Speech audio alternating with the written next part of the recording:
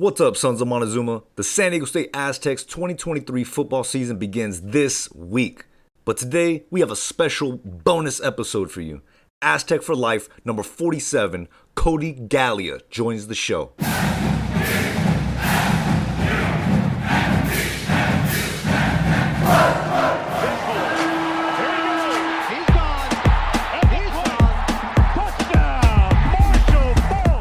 Toss to him.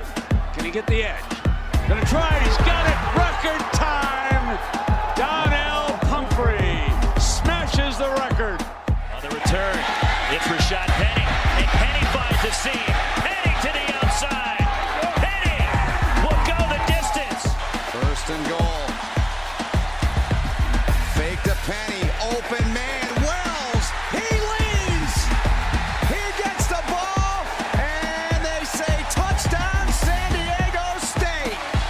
Dingwell back to pass. He lofts it up there to the corner. Touchdown Adam Roberts. Scared money don't make no money. Rocky Long and the Aztecs will walk away with a big win in OT. What's up, Aztec Nation? Welcome back to another episode of the Sons of Montezuma podcast, where we talk only the finest SDSU Aztec sports. Today's bonus episode is an interview me and K-Fi James actually conducted quite a bit of ways ago, and with all the content and craziness over the many months, we admittedly kind of got lost in the sauce. But our interview with number 47, Cody Galea, is actually one of our favorites. He's an incredibly likable guy, really entertaining, and his interview is actually an important one to listen to, especially for all you young football players that have aspirations for the league. Cody was an incredibly impactful player for the Aztecs from 2011 to 2014, and he definitely left his mark on the program. And so we really wanted to share his story with Aztec Nation about life after football, and he was as candid as ever about his time at State and really some of the hardline truths he encountered while navigating the NFL. So without wasting any more time, please remember to like and subscribe to our YouTube channel, Spotify, Apple Podcasts, iHeart, wherever you hear podcasts, you can find us. And hopefully you share and enjoy this special episode with Aztec for Life, number 47, Cody Galea. Making his Sons of Montezuma podcast debut, we have a true Aztec for Life, pound for pound. One of the toughest members of those Rocky Long defenses from 2010 to 2014. Defensive end and linebacker number 47, Cody Galea.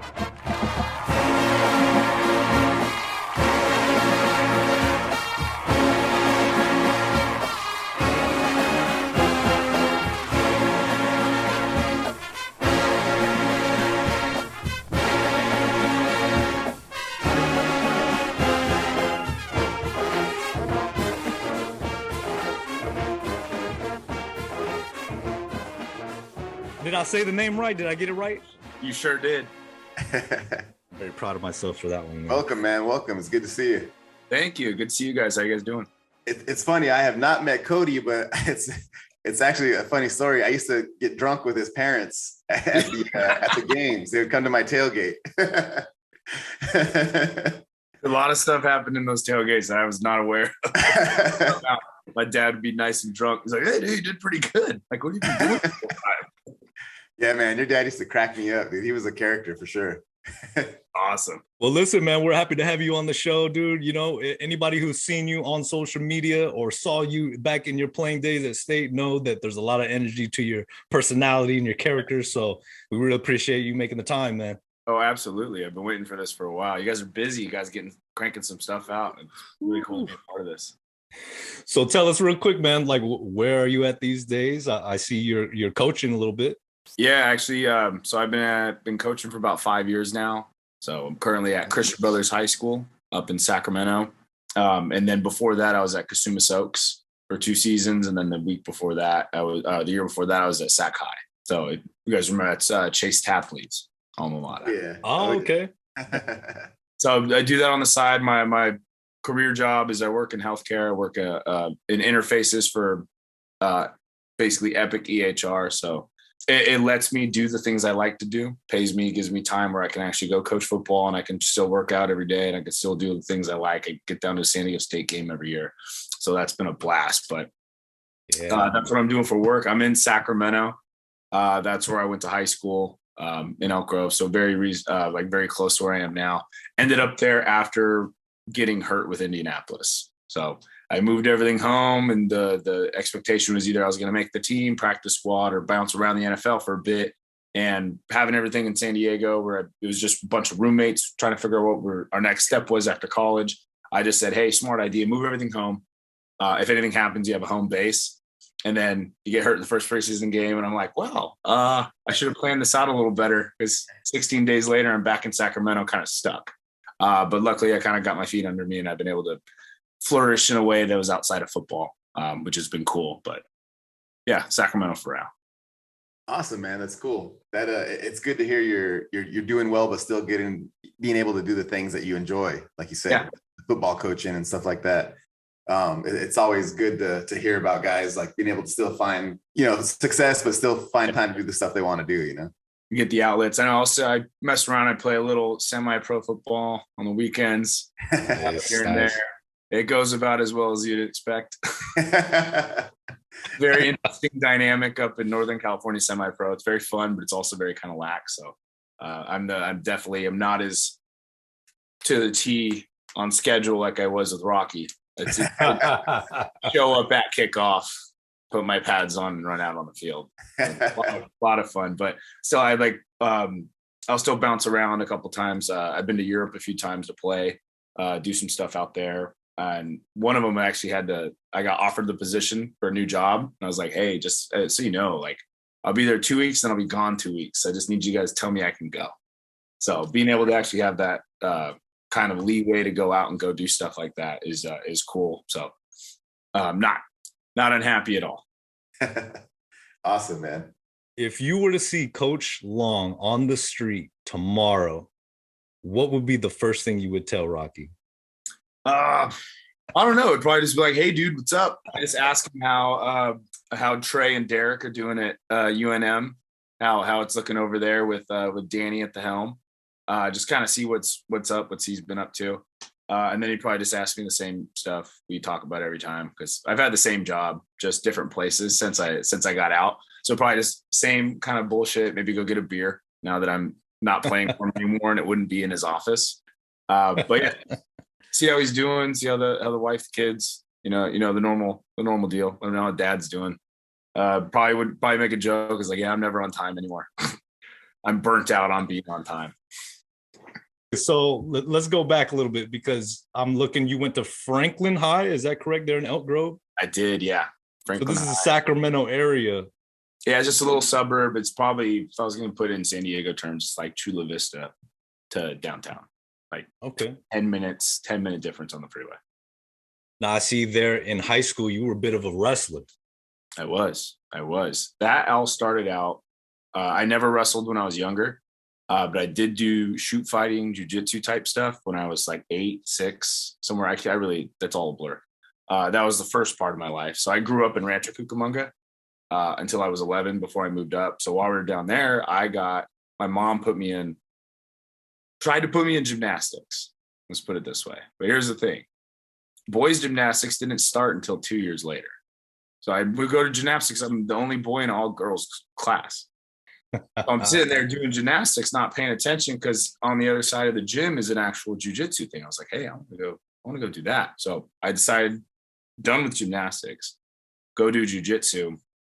And we ended up taking me out of it, mainly because the guys that are involved with Mexican, like UFC fights, like sanctioned out of Mexico. So there's a couple times where guys that were supposed to be teaching the class couldn't be there. So they're having like kids, like people from the class teaching. Mom's like, what am I paying for? I got a white belt teaching the class, and my kids got an orange belt.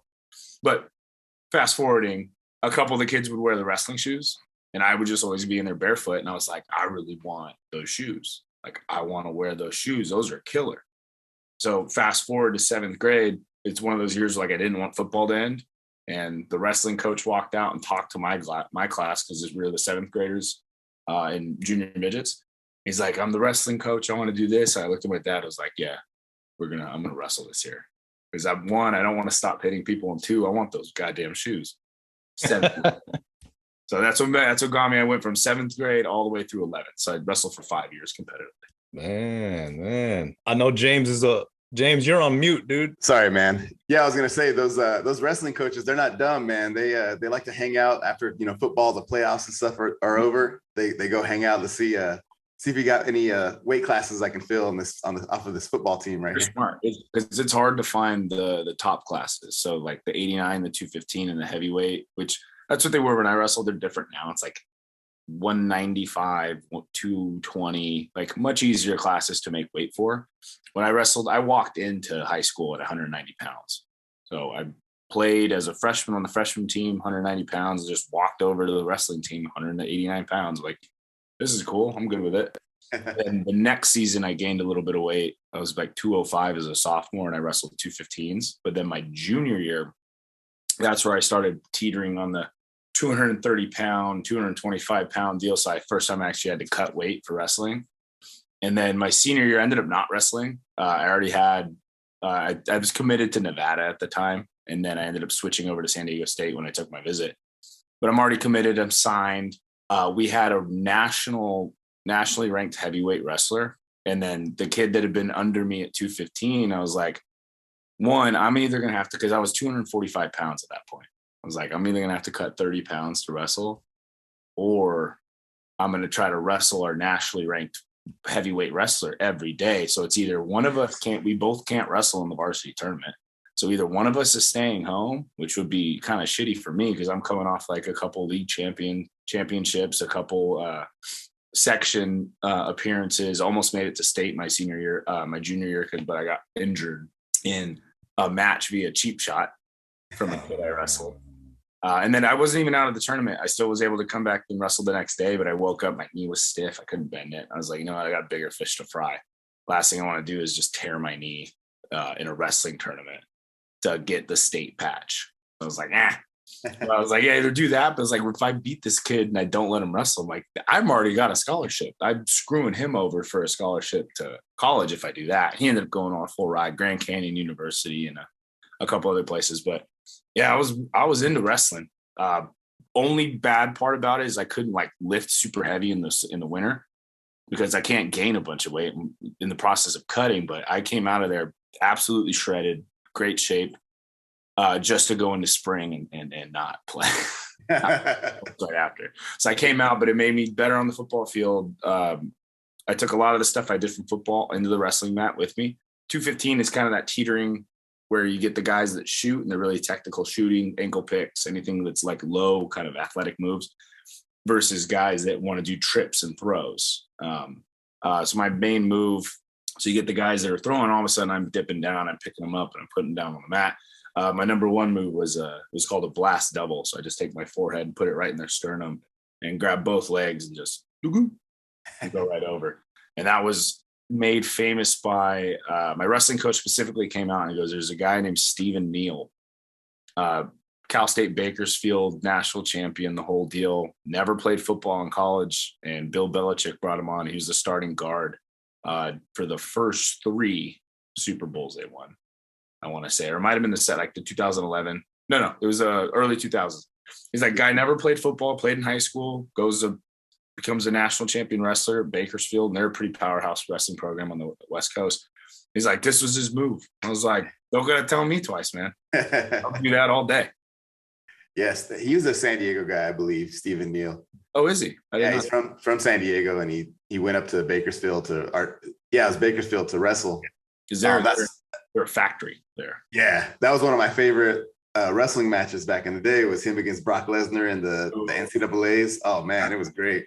I think Brock Lesnar was like a sophomore and Stephen Neal was a senior, and it was like you have this monster. Stephen Neal's like, he's a good sized guy, but Brock Lesnar is a whole different thing. Yeah, Brock Lesnar makes everybody look small. Yeah. But it's an amazing. I think you can find it on YouTube, man. It's a really good wrestling match. Yeah, but I enjoyed wrestling a lot. It was never something I was ever going to do in college, though. I talk about Rocky's schedule and his structure for everything, and how Adam Hall and all they do. Yeah, wrestling is another animal. I was like, we're good. I don't need to do it. That's a whole different level of conditioning. Yeah, I'm like, we're good.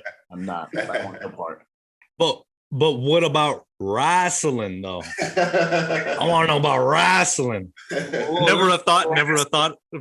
We did a little wrestling in the locker room a couple times.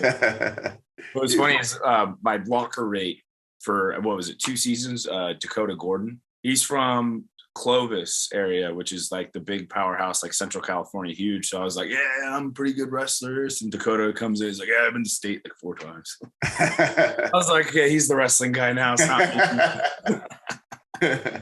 Oh man, that would have been interesting. Little locker room showdown in there. Oh, dude, yeah. Me and him just had like like, we're good. We don't need to do that. But we'd get in there. I messed around with Jerome a couple times. Jerome Long. Okay. Jerome was a big time heavyweight wrestler out of Morro Bay too. So me and him would fuck around, and he'd kick my ass. I got him one time, and he never did it again. You gotta give me another shot, man. He goes, nah, you got close. We're good. And then me and Chad Young wrestled one time.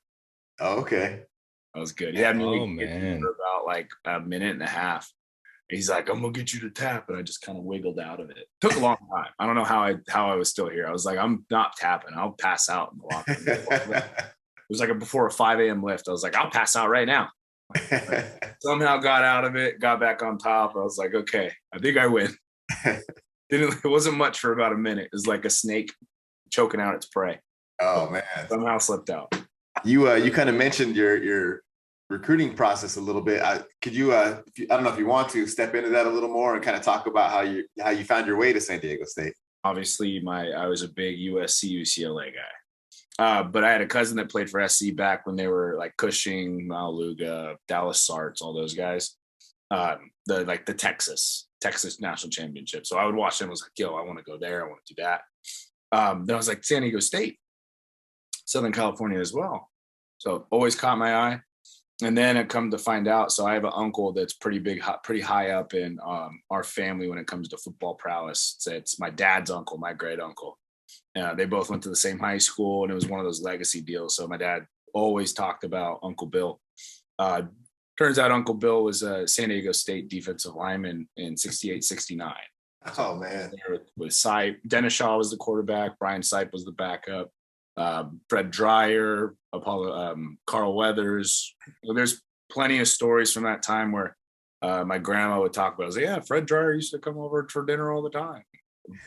Carl would come over all the time. There's a lot of funny stories. He said that Carl Weathers would actually, they're probably going to get an NDA in the mail or a cease and desist. They used to sing in the locker room, sing in the shower. I was like, oh, okay. Like, that's a funny little story I heard from firsthand from my uncle way back in the day. But so always been San Diego State, like kind of around because of that. Like there's old pictures. There's actually a hilarious picture where me and my dad look very similar. And funny enough, he's wearing an Aztecs hat because my uncle. So when it came to it, they came to campus. This is when they did the satellite camps, and which were huge for me because it was an hour away. And I didn't have to go to San Diego. I just go down the freeway to the Bay Area. I go to the camp. It's a full, it's not full padded, but it's shoulder pads and helmets. And I went there and I did first half of the day linebacker 7-on-7 with Rocky. And then second half of the day, I went and put my pads on and went over and did the D-line stuff. Brady actually wasn't at that one. Brady was absent. I'm like, the D-line coach isn't here. I'm like, okay. It was Coach Hall at the time. He wasn't the strength coach yet. He was just an assistant. So it was him. And I remember it vividly. I just came over and they had a guy that was doing really good all day. They were like high on this like O-line. And I came in, I did 3 pass rush. I went speed, power, and beat him on all 3. And he was just like, that's all I need to see. Yeah, like 20 more minutes left in the day, did it. And then Coach Farino was like, gave me kind of one of those looks. He said it without saying it. It's like, you expect to hear something. And I was like, cool. All right. Hopefully I get offered by San Diego State. This is exciting because I just got offered. All I had so far was Sac State, UC Davis, and Nevada. Funny story about that. I'll go on a tangent. My dad was the D-line coach for Franklin my first and second year in high school. And I remember they went to the Nevada camp in 2006. and Granite Bay High School was there. And my dad comes back, he goes, hey, there's a guy from Granite Bay reminds me of you. Big, white linebacker, tall, strong, fast, the whole deal. And what he did was every time he got done with practice, he took all his pads off, his shirt, everything, and went up and shook the head coach's hand and made sure the head coach saw him with no shirt on. I was like, oh, okay. So I didn't go that year. And then the next 2 years, our team didn't go. We didn't go to my senior year. So you like re-put that story. He goes, hey, you have to take your shit off and you got to go say hi to Coach Alt with no shirt on. I was like, okay. The guy he's talking about, that was Miles Burris. It was Miles taking the shirt off and walking up. Going to get shaking the coach's hands after dominating the day. Take your shirt off. Thanks for looking at practice, coach. And he's like, he got offered at the end of the camp. You got to do the same thing. So I did the same thing. I took my shirt off. I went and said hi to the coach. And by the end of the day, they gave me the defensive MVP, linebacker MVP, and I left with an offer. I was like, hey, it worked. Awesome. So now every kid, I'm like, take your shit off and go talk to the coach. Yeah. But I do that. So I had the camp. I go to San Diego State Satellite Camp, do really well. And I'm expecting a phone call. I'm expecting something. I don't hear anything. But what's weird is they sent all my stuff to the high school. Nevada, they gave me the verbal, sent me the email. And then I was like, can you send me the letter in the mail? Because I was big. You got to have the signed letter. That's all that matters. I don't care if they text you. Get the letter. So I'm at school and I keep getting these like postcards. San Diego State would do postcards, and it's Rocky, it's Tony, it's Coach Schmidt, the linebacker coach at the time, Coach Funk, and it's postcards handwritten, literally, and then signed by them. And I'm going, hey, Dad, I'm getting like handwritten notes from San Diego State. Like, that's good, right? It's like, that's really good. It's weird that you haven't gotten an offer. I'm like, yeah, I'm confused. And then I end up going, but I've talked to him. I end up going to junior day at Nevada, where they bring all the incoming seniors in. Brock Hecking was actually there. He was their big mullet guy. Yeah. On the Chargers for a bit. Kept tearing his list, Frank. He's one of my good buddies. But we go there and they have an entire thing set up, and I'm just getting like brought around like a show pump. Hey, Colin Kaepernick wants to meet you. I'm like, I'm just sitting in the meeting and like hundreds of other kids at junior day. Like, and he's like, no, you should come over here. So I'm there going, who the fuck is this kid? That was one of the coolest moments where I finally felt like the badass, because they only had 2 offers out and I was one of them. Well, 3 technically. The other linebacker they had offered was Eric Kendricks. It was like Kendricks and me. So I was like, I think I'm good. If I'm on the same level as Kendricks, I think I'm good. But big time, it was like, oh, there's only 1. I was the only kid there with an offer, and they treated me like it, pulling me out of meetings. I didn't even do the tour with them. They gave me the associate recruiting director. They said, hey, Kelly, go take Cody on a tour. And Brock, being smart, Brock was like, let's stay back. Let's go. Cody, we're going to go with you. I was like, that's fine. So 6 of us just walking around because they saw me and they're like, hey, no, we're totally going to go with you because it sounds like you know who the coaches are and they're totally going to do special stuff for you. Funny. So I go around. I was like, I've never been the top dog ever. So I get home and I'm like, okay, I haven't heard from San Diego State. I don't know if they've offered. So like, I'm just going to commit to Nevada because that was tight. I feel like you go there and you get treated like you're the top dog in front of 150 kids from the Northern California, Nevada area.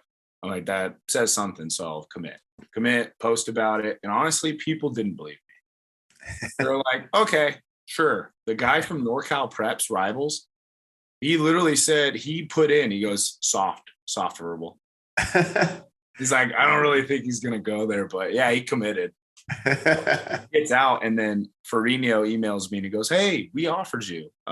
What's up? I saw you committed. I thought that you liked us. And I was like, I got to be honest with you. I have not gotten an offer letter. It got lost in the mail at the high school.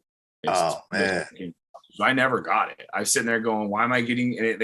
It was all, they sent the offer and then they started sending the handwritten stuff. So I'm like, somewhere in the mail, it got lost. So never saw it. And I said, I really like you guys. I didn't know you guys offered. Like, I'm not going to decommit and cause a shitstorm for me, but I do need to go on a visit. Like, I'd been to San Diego one time as a kid. I went to SeaWorld. Like, I need to see the campus. So, like, don't write me off. Like, you guys are very much in the picture, regardless of the commitment. Because if I knew, I wouldn't have committed. Yeah. I know, obviously, it changes things. And Farina would call me every night at 8:30, every Wednesday night at 8:30. And what was funny is we practiced on Wednesday nights under the light. So we'd get out, I'd get home about 9 and have a missed call from Farina, and I'd call him back, we'd chat for about a half hour every week. And at the same time, I wasn't hearing from, it was Barry Sachs at Nevada. Wasn't hearing from him, but like, obviously like Nevada, he came to a couple games, but there was one where they're in town the same night and I actually had to, pretty much was just like a cheating husband. I had Farina over for dinner at like 6:30, and I had to tell Sachs like, "Oh, we gotta do late. We got to come at 9." Came at 9. So I had 2 coaches in my house at night, and what's funny is Farina knew, and he's just like, "Oh yeah, we'll sneak out of here." Sachs had no clue. He's none the wiser. So what ended up and what was crazy was I did take my trip to Nevada. Is when they played Fresno State. I did my official visit that weekend. I was dead set. I was treating the San Diego visit as like a closing the door, like a solidification on Nevada. Until I took the trip and I came back and I'm like, oh no, I got a decision to make. And they didn't like force me or anything, but it was a great trip. The way they do it, I mean, it was definitely a little bit more casual at Nevada. I wanted to go to that game, so they set it up as a visit. It wasn't a recruiting weekend or anything like that. But and my parents were involved in that one. When I did San Diego State's, my parents were like, okay, we need you to make a call, but it should be this one because we're having a great time. They got my parents drunk. They sent me on the way. They took care of everything. It was great. But when I went down, I told Farina, I was like, oh, we like Miles Burris. Miles Burris is our guy. And we walk in, and this is when Miles had his, I like to call it the Twilight hair. On kid with the ponytail. So he came in his long hair, and all Farina does is like, oh yeah, it's like I do things for you. Like, you want this? I got it. Miles Burris, meet Miles Burris. It's like, holy shit. Like, all right. I hung out with Miles, Logan, and Doug Deacon all weekend. Met the other guys, had a great weekend, had a great time, honestly. And then came back and I was like, I got a decision to make. And what's hilarious is you're talking to the coaches, and I'm telling them things I want. I was like, I want to talk to you at Qualcomm on the 50. We got it. We'll talk on the 50 at Qualcomm. We get there and they're like redoing the sod. So he's like, well, we'll walk to this far down if we can, but we'll chat. And I had Brady was like, you're going to play D end, and Coach Schmidt is like, you're going to play a linebacker. And Wellman's like, what do you want to play? I'm like, I want to play. I don't know. But it was a great visit. And I ended up having to do a double phone call, let Nevada know I'm decommitting, and then call Farina and let him know. And he said the funniest thing. He's like, oh, I'm so relieved. I'm so happy. I was sitting there going, we ain't going to get him. But I got off the phone with Farina, and I got a call like literally 2 minutes later, and it was Brady. Brady pulled over on the side of the road to call me and say, I heard the news. I'm so happy. It was a blast. And what's funny is like, not important, but my dad goes, he shows me the shirt he was wearing under his work shirt at work all day. And it was the San Diego State shirt that he bought on the trip. Like, honestly, I like this better. Better. I'd want you to be an Aztec over part of the Wolfpack. And but what's funny is when we played them that 2012 game, I knew everybody on that team on the other side. And some of them to talk to is like, yeah, we were like waiting. And then the freshman came. We're like, where the fuck is that Galea kid? Where's the San Diego? And I go, I would have done the same thing. I talked to Brock, and he's like, dude, he's like, I hate you. He's like, I was so excited to play with you, and then you fucking went where I wanted to go. I was like, you can't be mad. Like, come on. And then we beat him 2 years in a row. We're like, whoa. Oh, man. Those are some crazy games, man. Those are some crazy ones. Those were nuts. Hey Aztec Nation, if you enjoyed this episode, be sure to hit the like and subscribe button to our channel. And then stop on over to sonsmontezuma.com, where you can find more SDSU sports news, articles, podcasts, and the most unique Aztecs-inspired merchandise in our original NIL shop. This year's Sons of Montezuma NIL team features quarterback Jalen Maiden, receiver Mekhi Shaw, running back Keenan Kristen, defensive lineman Garrett Fountain, and linebacker Cooper McDonald. With every purchase, you directly support our student athletes. So make sure to stop over at sonsofmontezuma.com today. Go Aztecs!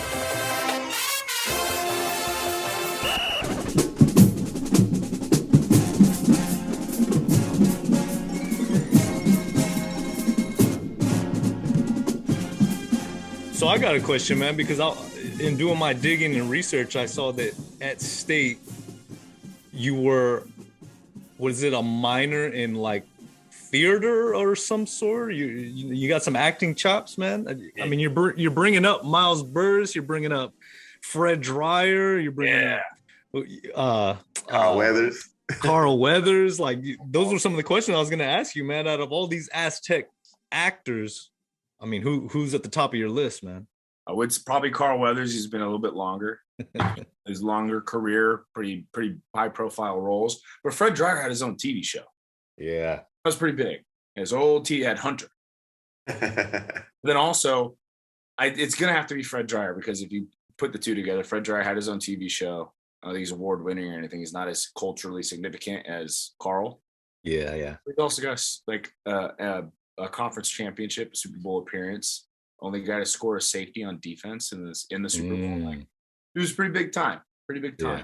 So I mean, hard to really pass that up on his success in the NFL and then on the TV screen. So I have to go with Fred. Love Miles. Been watching some Gemstones. Oh yeah.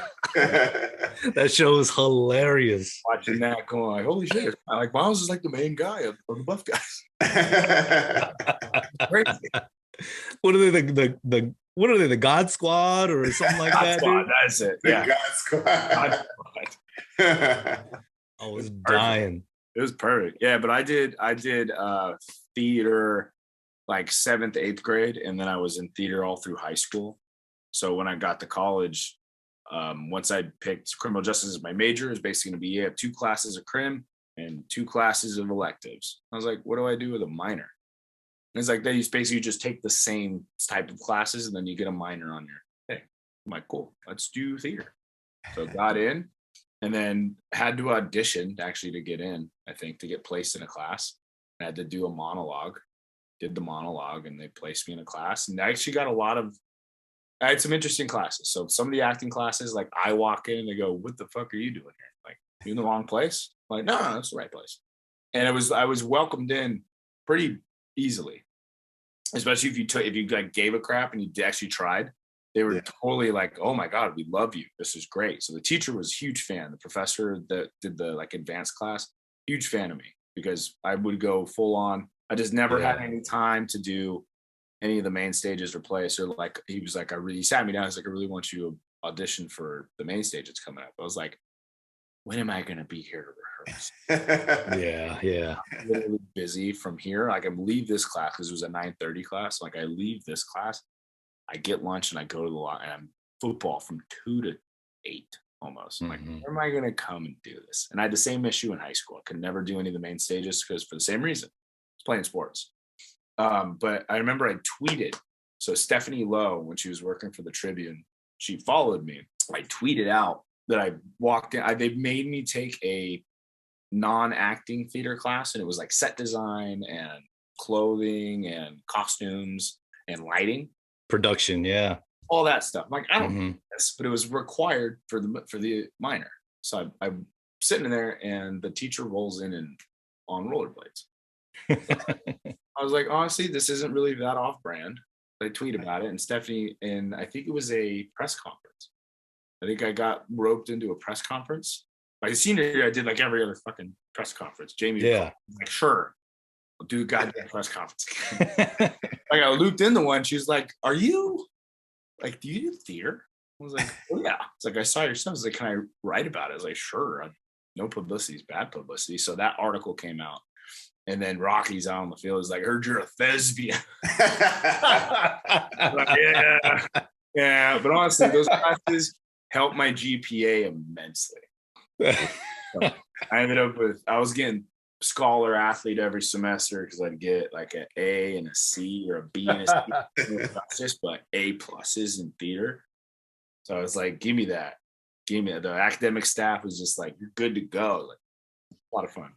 So never a thought of getting into that scene, into that industry. I mean, I'm hearing the wrestling, I'm hearing the theatrics. I mean, you know.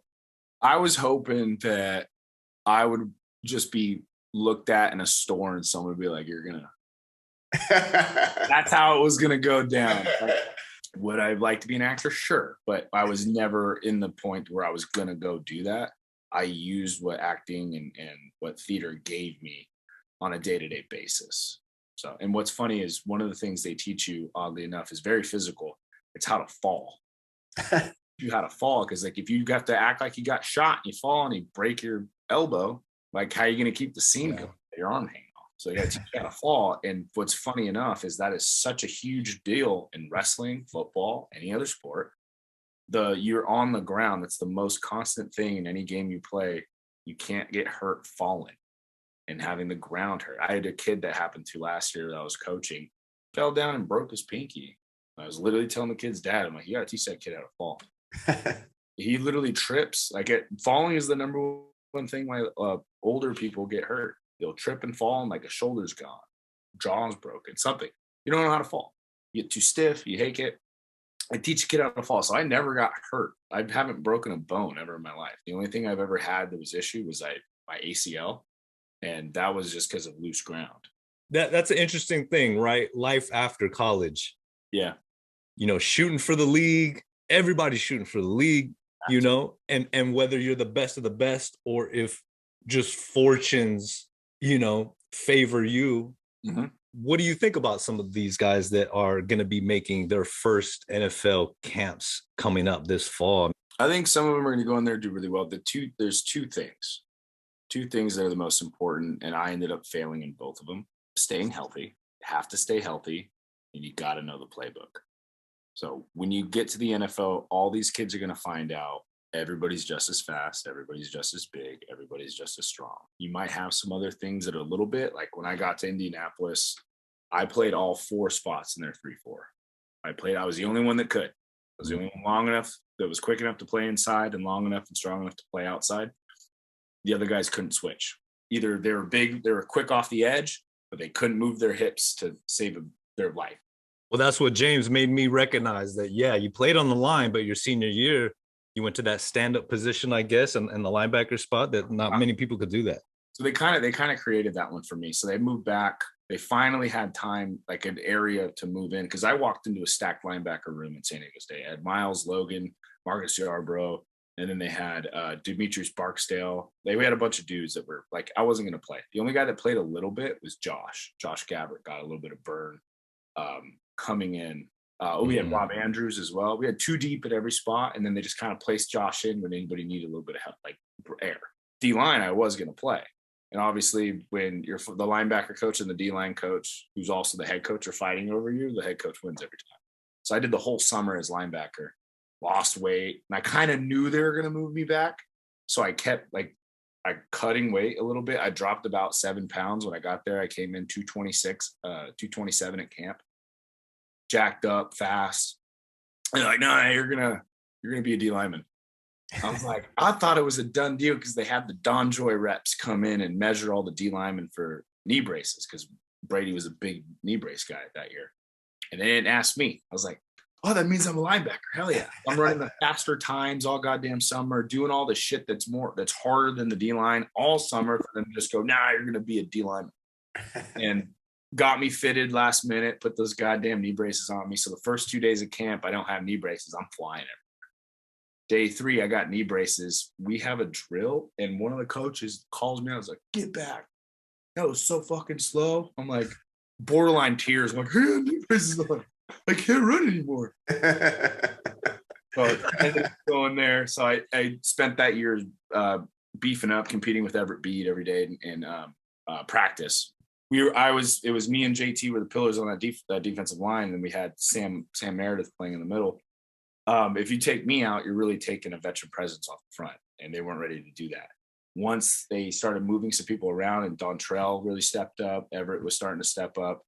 They looked at, and John Sanchez specifically, he was now going to be a sophomore, and he was really kind of like coming into his own. He had a shot to start. So once they felt like they were good. I got a call in the winter, and they go, "You're linebacker when you get back." I was like, "Fucking finally!" Very first spring, I'm still D-line size. I'm 255 pounds, and this is where me and Rocky had a miscommunication on this. I was 255 pounds, and we were still playing it normally. So where the linebackers rotated down in the front. So if you played the right side linebacker, if you were in any front where that guy had to be down, you were the down guy. If the other guy was down, you were the back guy. So I'm playing at depth. And I'm 255 pounds, doing 7-on-7, covering, hook curl, taking the number 2 up the seam, the whole deal, fucking like, I'm too heavy for this.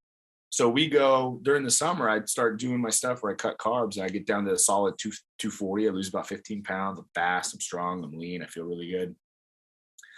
Then they changed the defense for me, because basically what was happening is the main squad was Calvin, Josh, and then I. And we were a liability when I was at depth, and like Josh was in the front, or like Calvin was in the front. We were a liability on the line. We were a liability in coverage. It's like I could cover, but not as good as Calvin could.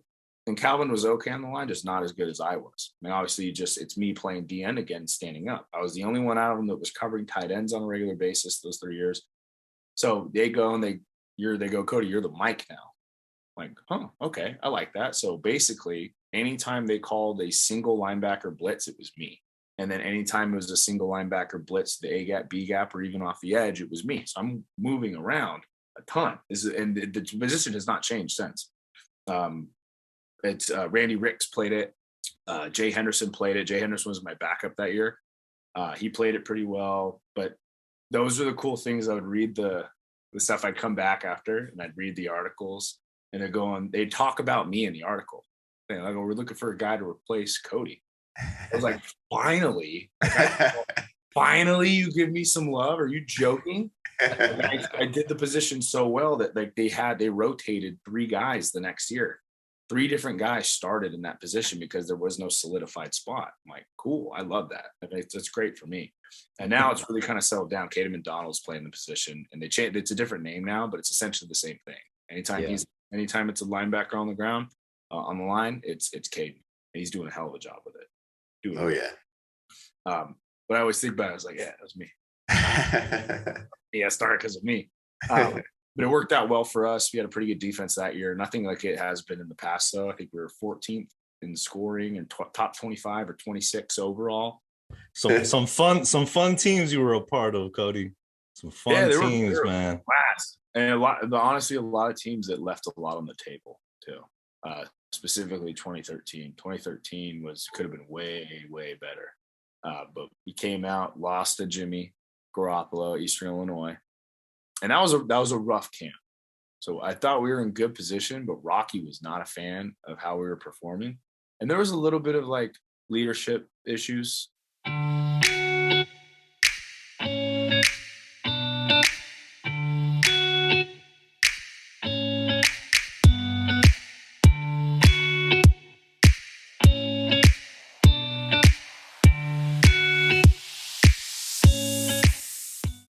Like there's some guys that got put in as the captains that probably weren't really up to be captains, and then vice versa. Like the guys that should have been captains weren't. There was a lot of talk about some shit like going against what the coaches were saying and stuff. So there was a little bit of a disconnect between the locker room and the coaching staff, but we were loaded with talent. Yeah. Absolutely loaded with talent. Like we should have went in and dog walked people all day, all night. But because we had this weird dynamic going on, we weren't really performing that well. So we had the first summer scrimmage in Qualcomm, and we did not do well. It was a literal shit fest. It was terrible. And Rocky was not happy. That was 2 weeks before we opened. We scrimmaged like 3 more times, full pad. Usually then we'll go to no pants, well, half the days will be in helmets and we'll recover for this first game. We got drove into the ground as a result of that. And I remember warming up against East Illinois, I was walking in wet cement. Like I couldn't move. I'm like, this is going to be bad. This is gonna be so bad. And it was.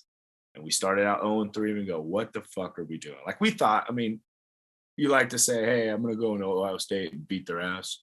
No, you're not. You're going to lose that game. Sorry. No shot.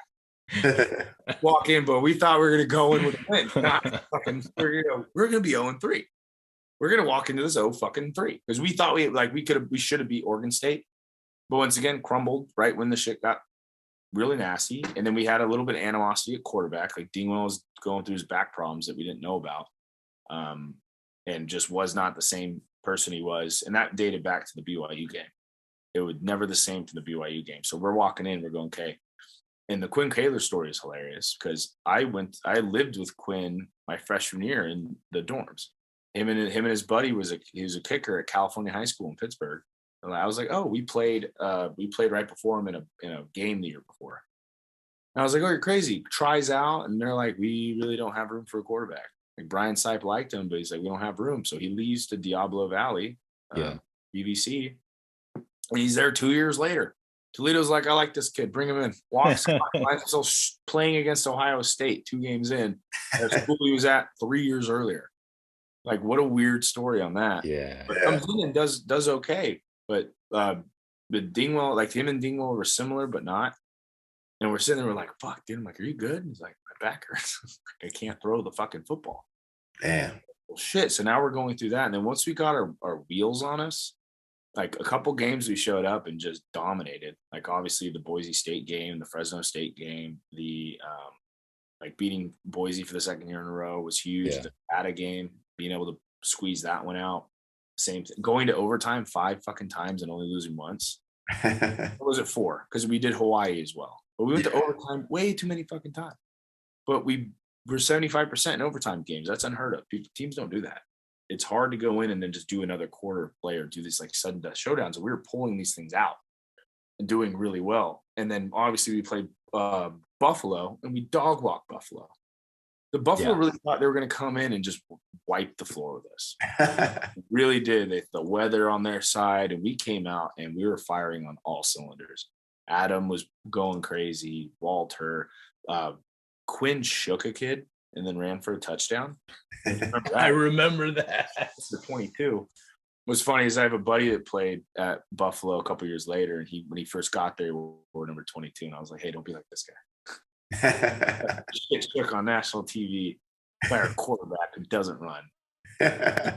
So we should have done way better. We had a rocky start, but also same thing. What team comes from 0-3? That was unheard of as well. Like there was said like the percentage on that or the amount of people that have done that was non-existent. You don't go 0-3 and to make a bowl game.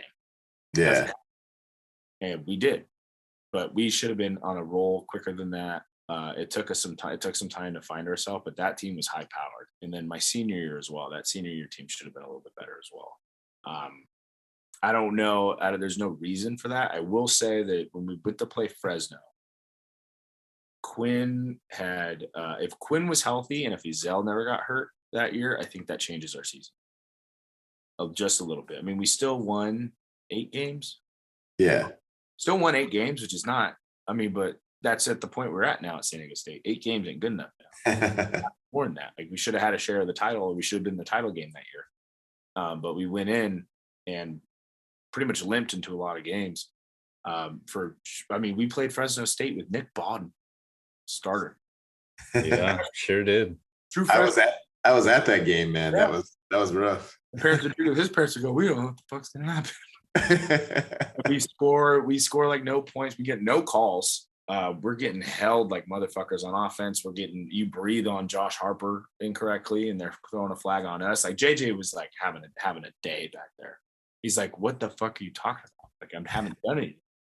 Like we had Rocky come in and make everybody turn their white gloves, and he pulled a Belichick on him. He's like, nobody's wearing white gloves tonight. Give all the white gloves back, and we thought those were so cool. We never get to wear anything besides black. And we're like, we get white gloves. He goes, nope. Gone. It's like, they're gonna fuck you over. they see white on that blue fucking jersey, they're gonna call you on it. Yeah. But we should have won that game. I probably could have done some things better in that game. Like I had that kid threw a ball right to my hands, like on their 25, and I had nothing but grass. Oh yeah. So it was my one opportunity. It was a perfect call. We called it Buccaneer, and it's when I was to the boundary in an even front. So we're set to the field. So I walk down to the boundary side. I take 2 steps. I get the kid to bite on me, and they run a hitch behind me, and I go right. They called it at the perfect time. They go to throw the hitch, and it's me right here, and I fucking drop it. Like I probably had a shot at minimum, put us in the red zone. But if I wanted to get real shaky on them, I could have scored if I got it and I was going. But I dropped it like a dumbass, and we go like that could have changed the game there. Could have changed the game. But at the same time, rookie guy, you don't have Ezel. You didn't have Jake at the time. Jake was still working on rehabbing to come back. Like we walked in that game limped up a little bit. We were missing some key pieces. But if that season goes a little bit differently and we pull out some stuff we should have, because we kind of put our tail between our legs, like against Nevada, on the back, like some shit happened. I'm like, we should have went 11-2 that game that season, and then beat Navy. That still pisses me off. Should have beat Navy in the bowl game. Yeah. Like, Yeah. I still see Donnie. I love Donnie. Forgiving him for it. I can't believe we fucking missed that kick, dude. Oh man. And what pissed me off is that was my one. I never got any kind of accolades. I never got honorable mention. No all league. No nothing. No bowl game at the end of the year. That would have been the one time. It was either gonna be me or Christian Hayward, defensive player of the game. And I was like, and we lose. I was like, are you fucking kidding? Like I was gonna have something. God damn it. I had the fumble recovery, I had 2.5 TFLs, I had a sack, and I think I had 7 tackles. Like that was the first game I sent to teams. Like here's the game, that and the Boise State game that year. That's who I sent to teams when I was getting scouted for the NFL.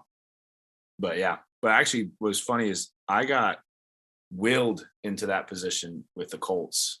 Jeff Fitzgerald was a former San Diego State coach like in the 90s, coached linebackers there.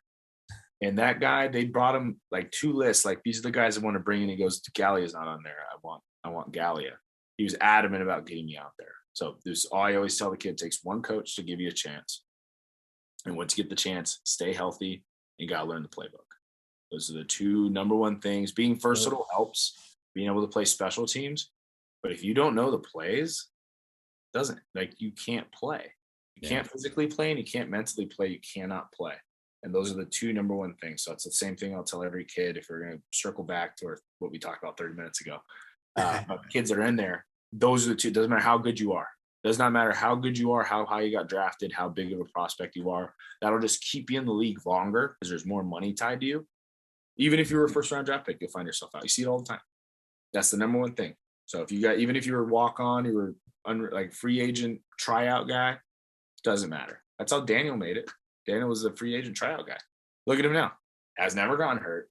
Those plays. And then on the time, you give yourself some time to catch up by being somebody they can rely on. You go from a reserve guy, you beef up, you get stronger, you figure out the tricks of the trade. Now you're good enough. You go in against Aaron Donald, you can hold your own against Aaron Donald. You're good.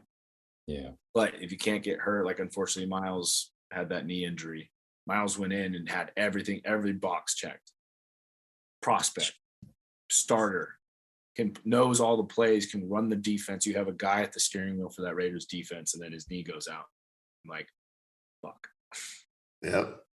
That's how the shit rolls. And that's exactly what happened to me. I got hurt the first time. Didn't matter how versatile I was. Didn't matter what I did. I played 4 positions on the defense. So it made my learning curve a little harder. I had to know what Mike did. I had to know what the Will did. I had to know what the Rush and the Sam did, and be able to just put on the other hat like that. Because it wasn't how our defense was. It was very mirrored and kind of coincided with each other. So if you knew the right defensive end, you knew the left defensive end. It was the same shit. Not this shit. It was complete 2 different positions. Not mirrored each other at all. So it was putting on a new hat for these things. It was outrageous. And they didn't even use normal words for like left and right. Liz, anything, they wanted to go east, west. And all of a sudden I didn't know what a compass looked like. I'm in there. I have to make the calls as the Mike linebacker. And then we had a little shortage, so I had to play dime linebacker or will. I'm playing the will 2 weeks and just randomly have to go back to Mike. And I'm like, are you fucking kidding me? Like, I forgot everything already. It's crazy. It's like we had a couple guys down one time in camp, and this was we had to do our rookie shows too. So I hadn't gone yet, and I wasn't ready. So I was always sitting in my chair trying to like hide so Ghana wouldn't pick me to do my song or whatever. So I'm already down, and I played 40 snaps with the first string that day. Like, I hadn't been running. I barely had time to stay up. So like I'm over there tripping over my feet because I'm dead, trying to play these plays back to back to back. And now playing a position that I have not played in 3 weeks. So I had a coach on the side going, okay, this is what you do. And he gave me shit, and the coach backed me up, but he called me out. He's like, you're supposed to know the plays. And the coach was like, coach, like, he didn't play that all camp. Like, he's learning 4 positions. We got to cut him some slack on this. And I was like, he's like, stand up. I was like, fuck, okay, sorry. I was so stressed out because all of a sudden I'm facing Andrew Luck and all the starters, and I'm sitting there and no clue what I'm doing because it's a position I hadn't played yet. But the big thing was I had no film. I got hurt the 3rd play I was in. And the way it shook down that way is I think I tweaked this hamstring one time before my senior year, like first week of camp. Tweaked it a little bit during the drill, and then they used to wrap it up. And by the time week 1 came, it was great. There was no, like, me and Derek Largent both went bam, bam, hamstrings that camp here. But I ended up being fine. Didn't bug me at all. Didn't really bug me in OTAs or anything like that or in camp. But you get out there, we're warming up in the locker room, and they're doing the shoots. I was like, what's that? I go, it's Toradol. Like, what does that do? Like, it's painkiller. Can't feel anything. Like, did I get it? And it's the guy's like, dude, I'm not your dad. You want to get it? Go get it. It's like, I'm gonna get it. Go get it. I felt so fucking good. I felt amazing. That was the best pregame warm up I've ever had in my life. I was fast. I was banged up. I was like, what the fuck is this? This is great. Cut to running down on punt team. I can't feel a fucking thing. Everything feels great. And then just out of nowhere, there goes the hamstring. Oh, Didn't feel like it was going to go. It wasn't like a little twinge where like I know it's coming and like I can adjust how I run to compensate for it. It just went. I was like, oh, fuck. Goes and Kenyon breaking. So I turn and I try to run, but it's like this weird thing. And it was so bang, bang. He scores. I have to go right back out on kick return. And I had to make a decision. Like, I could totally figure this out if you gave me a little bit, if I could let this thing kind of simmer for like the halftime. Yeah. I can't turn and run balls. Like, I can't pull dick down the field for 40 yards. I cannot do that. I'm going to, like, well, I probably should have blew it out more, would have got more money. But like, I can't do this. I come out, I was like, dude, you got to go in. I can't go in. Go in at halftime. They just go, hey, I think I pulled my hamstring. Can you help me out with stuff? Instead of just like getting me ready, they're like, take shit off. Took my shit off, and I went out, and I was on the sideline. I was like, son of a bitch. I'm like, I could have figured this out. I was like debating, did I make the right call on that? Because it's such a dog-eat-dog world. It's the business, huh? I was like, damn, what's going to happen? It's like on the flight, Pagano comes up to me, and I was like, I'm good. I swear to God, I'll be good on Saturday. We played the Bears that week. I'm like, I'll be good. I swear. I'll be good on Tuesday when we practice. Like, don't even worry about it. They call me the next day, have me go get an MRI. It's like a 10 millimeter like tear. And I'm sitting there. I'm going to see the doctor at 12. My phone starts ringing. It's a fucking unrecognized number. And I go, he's like, Cody, it's at the front office. What are you doing? It's like, I'm about to see the doctor. I was all probed up in the training room. He's like, oh, yeah, talk to me. Those fuckers are going to cut me before the doctor even talked to me. Oh, shit. They called me and fucking released me before the doctor, before I saw the doctor. The doctor just said it was a light tear. Don't run on it. 2 weeks, good to go. I'm like, cool. Only problem is this was Sunday because we played for Saturday. This was Sunday or Monday, maybe one of those days. We had that first round of cuts. This is the last year of having those first round of cuts. We had to cut to 75 and then to 53. Now they just kind of let you do it as you want, but you had to have a mandatory cut in 2 weeks from that day for 75. And they go, if you can't play, like, we like you, we want you, this, that, and the other, but if you can't even practice, we can't use you. We need somebody that can practice, let alone we can't evaluate you in games. Yeah.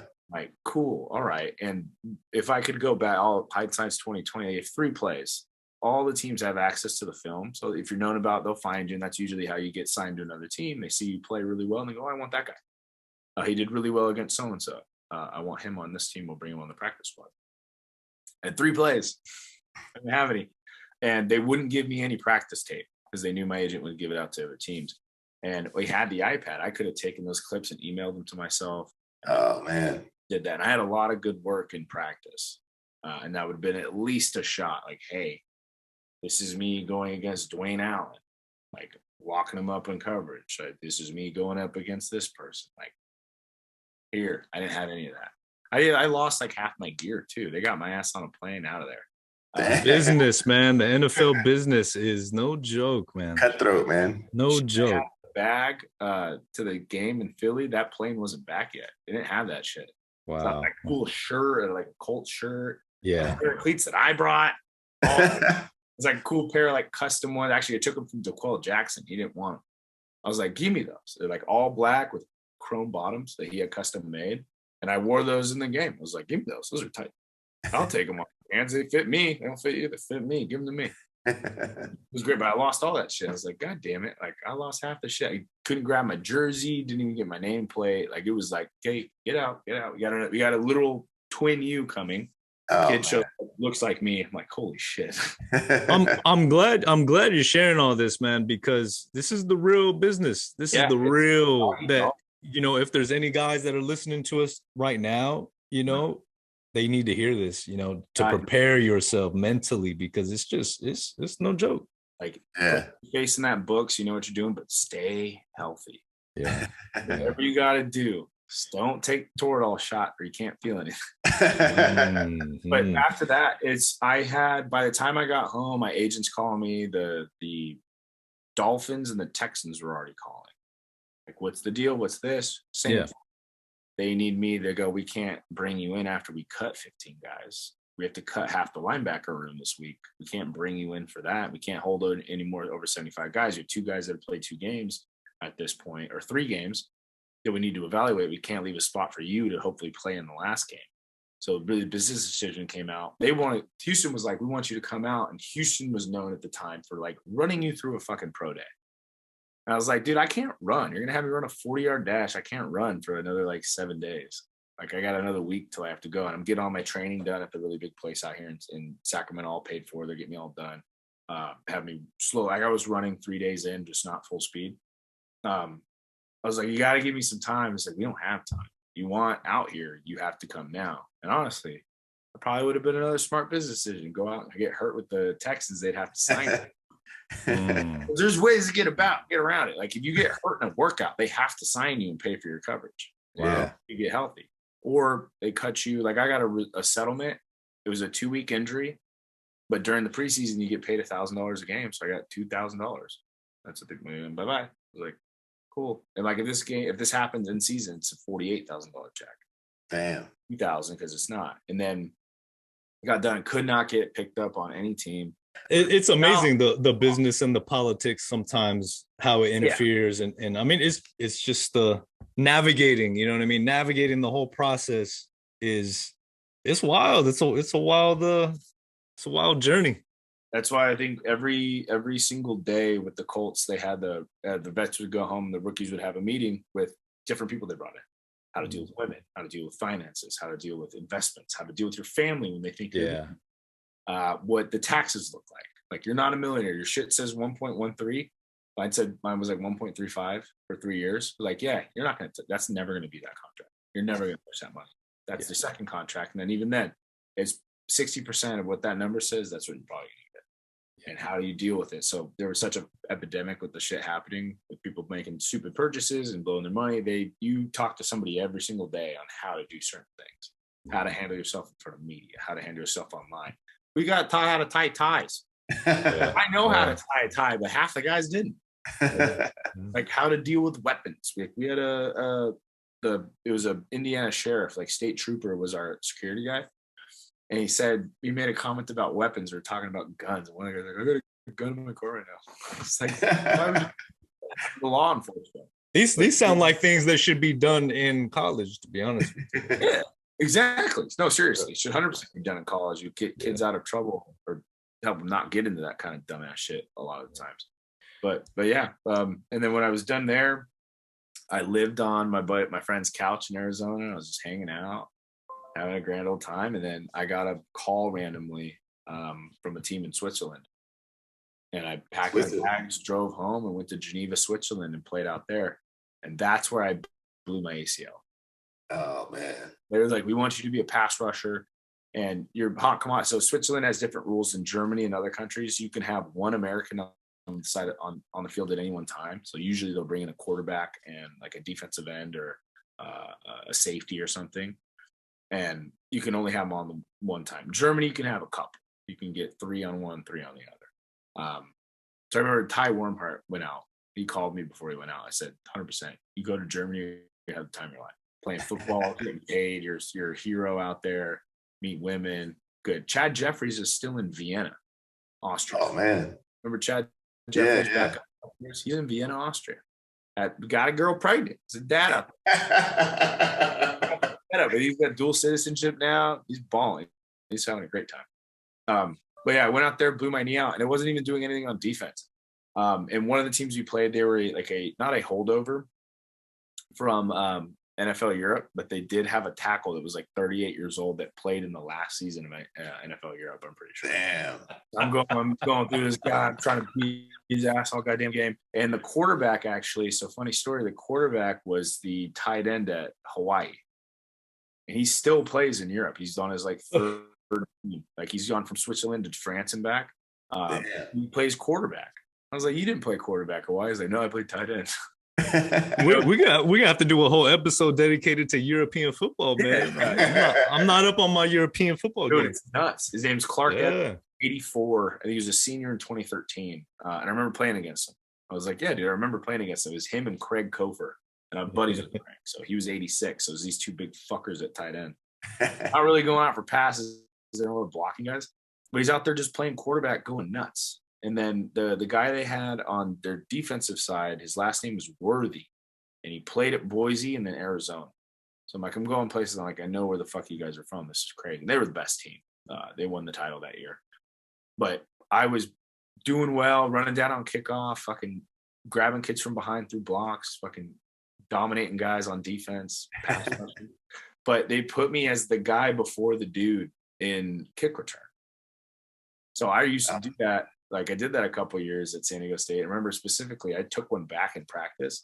They said, hey, if you get it, fair catch it, coach. You catch it, fucking go. Find out what happens. I'm like, cool. So they kick it to me. It's a floater. I'm like, dude, I'm gonna fucking house this shit. I'm so gonna fucking burn these little Swiss kids all the way up. And I run. I go to set it up and I go cut. And as I cut, I just fall. Down. I got hit on the way down. Their whole sideline's like, yeah, they got through here. I'm like, that didn't feel good. I get up, I walk off, and I'm like, something's up. Something's up. I don't like how this feels. So the guy's sitting there, he's broken English, only speaks French, and he's like doing the test. It's like, not good. Not saying anything else. It's like, this isn't good. Not good. I'm like, oh fuck, okay. Go to that. And I'm just thinking, throw a knee brace on it, I'll be fine. Yeah. And nope. I got to the locker room, shit was swollen. I had to sit out the rest of the game. They got me crutches, got to see a doctor the next day. They're like, yeah, your shit's gone. Your ACL is completely missing. I'm like, oh man. Cool. So great I got the surgery done out there. Now I'm a huge fan of socialist healthcare. Yeah. pay every month. I stayed in that motherfucking hospital for 5 days. I know a cent when I got out. Nice. All types of shit. I was like, dude, this is nice. Like, what are we bitching about? Like, this is great. I came home to do it. They would sent my ass home in a wheelchair the day I got it done. Yeah. Wow. Like, They fed me the whole deal. I never ate. I was like, last thing I'm going to do is shit in a bedpan. We're good. I don't need it. Any food. But they kept me until I could go up and down stairs into my own power with the crutches. And then sent me on, gave me my prescriptions. Stopped by the store. Good to go. 5 days later. Man. I had a really good surgery out there. They added some extra shit into my knee. They basically like take a piece of your IT man and add it. And it's called the ALL. So that's a thing they do. Maybe there's a doctor in SAC that's an expert at it. He's done it like 10 times. Man. I've been doing it for 25 years. Wow. I'm like, cool, good with me. But knee's been fine. Like I run fine. It swells up every once in a while. But I played one more time, like legit. I went out to Germany in 2019 and did like a mini camp setup for a team out there. Division 5 team playing against the Division 3 in like a rivalry game. So we came out, did a mini camp before and played in the game. Fucking balled out. Had a blast. Had a sack. I had like 9 tackles, forced fumble. They're like, you're really good, man. Like, what did you do? I was like, yeah, I played in the league, dude. Like, I could tell you're gonna pull before you know you're gonna pull. Like, I beat the guy into the hole before the fucking guard got there. Like, yeah, this is hilarious for me. I'm getting beers on the sideline. Like we're doing the interview and I'm like hiding a beer. This is amazing. Awesome. So, but now I just do the semi. I probably did a little bit last year, a little bit this year. And I just show up when I can show up. So I'm like, the first 2 games this year I couldn't come to. I was out of town. And I literally show up 10 minutes before kickoff, get out there. And out of the 8 total games I've played, 5 of them I've taken somebody out. A couple concussions, broken clavicle on one kid, broken sternum on another, and then a broken hand dick shot on another kid. Damn. It's pretty fucking funny. I get out there and they're like, what do you do? I was like, look at this. But I'm like, that kid got up and his other lineman had already like started taking his pads off, so he couldn't leave the field. He just goes, and honestly, I feel kind of bad. I'm like, the guys here, like, it's not like we're family men with like big jobs. It's like they're guys that are kind of my age, maybe a little bit younger. I'm like, I don't even know if you got insurance, dude. Like, you might be fucked. I'm sorry. I'll go out a little easy. I'm sticking to my guns, Cody. I want you in the WWE, man. I want you in the WWE. Yes, you could be the son of Montezuma. It's just a suggestion, man. Give Pat McAfee a call. I'm like, hey, what do you get me in? Just give me his phone number. Who do I send the video to? Cody, this was cool, man. We gotta have you back on again. You got a lot of good stuff, man. Well, sometime like September, we can talk football. Talk who I see who you guys need to keep an eye on in Sacramento. Hope we can get another big time me out there. Maybe This was really cool, man. I appreciate you being so cool about it and open to come on and anytime, you know. You want to talk about something specific, just let me know. I'll help you guys. And if you're there at that opening game, let us know, man, because we'll have a stein full of margaritas for you, man. You read my mind, brother. All right, Cody. Thanks, man. Appreciate it. So I'll talk to you guys again. Hopefully see you guys in September. Sounds good. Cody Galea.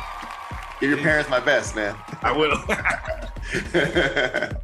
There you guys. Later, dude.